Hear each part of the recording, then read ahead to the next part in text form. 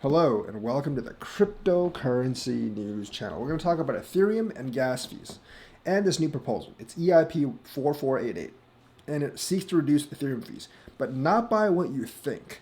Because everyone's like base layers got to get less expensive because not everything is on layer 2 yet, and there's not like bridges between layers 2 yet and all that stuff. So if base layer is less expensive, everything's less expensive. That is true, but they're not ready for base layer yet. That actually depends on sharding, which Ethereum 2.0 doesn't fully solve, at least not immediately. To give you an idea of the timeline, they have to give like Ethereum 2.0 completely online first. That will probably take maybe another year, maybe more. That means smart contracts, everything else as well. Now, after that, sharding doesn't come immediately. It'll probably take a year or two more after that to get full sharding on Ethereum 2.0. So that's got a long way to go. They need relief in the short term. So instead of cutting layer 1 costs, they're trying to cut layer 2 costs. That's what it's actually come down to. Now, layer 2 is already a lot cheaper than layer 1.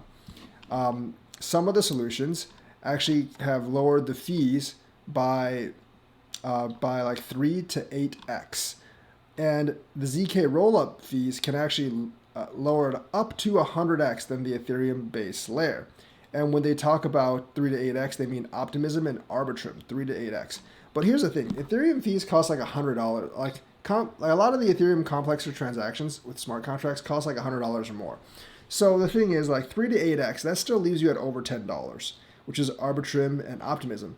ZK rollups, which I think Polygon's working on, 100x, that would still leave you at about $1, and that's if Ethereum price doesn't continue to go up. This is one of the weaknesses of having a single coin model where how much your fees cost scales exactly with how much your coin's actually worth. As your coin's worth more, the fee goes up. If Ethereum was $40,000, it'd be like 10 times as much now, which is really, really ridiculous to actually think of. That's actually the advantage of a two-coin model like VET. Of course, the disadvantage of the two-coin model is that people can actually speculate solely on the price of the gas fee. So, or the gas coin, I mean. So, the thing is, like, they need to reduce even the layer 2 fees because $10 a transaction on Arbitrum and Optimism is still a lot of money.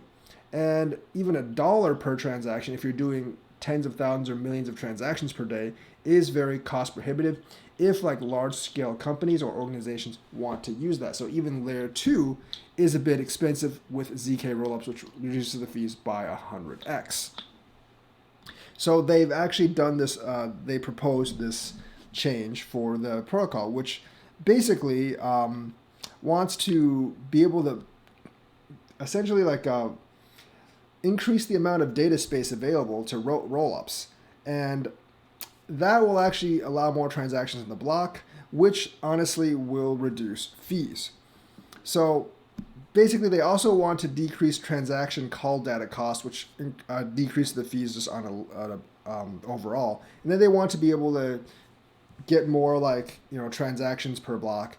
And as block sizes are really not anywhere near sizes that would threaten network stability, they can actually do that right now by just increasing it. So those are kind of like their two proposals right now. But, not everything is still on layer 2, and they still need to work with the cross-layer bridges. So I think Ethereum people will actually be seeing high fees for a while. As you know, there are still layer 2 onboarding costs, and all the liquidity pools are still separate in Ethereum, which means like Optimism might not be able to communicate with Polygon right now. Yes, there are solutions in the works, but those solutions are still some time off. So there's still a lot of roadblocks for Ethereum. And this just shows you this proposal just shows you that, a lot of the base layers for a lot of the other mainnets actually have less fees than just the layer 2s for Ethereum. Like Cardano's fee, like for doing anything, honestly, is maxed it out at some like 20 or 30 cents. Solana is very, very cheap as well. BSC is very cheap. Some of the networks are actually free to transact. I don't agree with the free one because essentially that's just telling people to spam your network. Essentially, you actually need a small fee, even if it's a couple of cents. And Solana actually proved this. Even if it's just a couple of cents to do transactions, because that would actually make it cost prohibitive for someone to completely spam their network and jam up everything. So that's where we're at right now with ETH. So like if you're looking at really high ETH fees, even on Arbitrum or Optimism. You're talking about $10. They might be able to lower that a couple times more to make it actually bearable to use.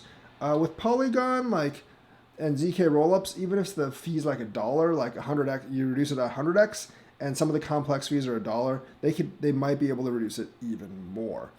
So right now Ethereum has those things to deal with, but they also have like cross layer 2 bridges and everything that they actually need to do. So Ethereum's fees are going to be a little bit of a tricky issue for now, especially as the price of ETH actually goes up.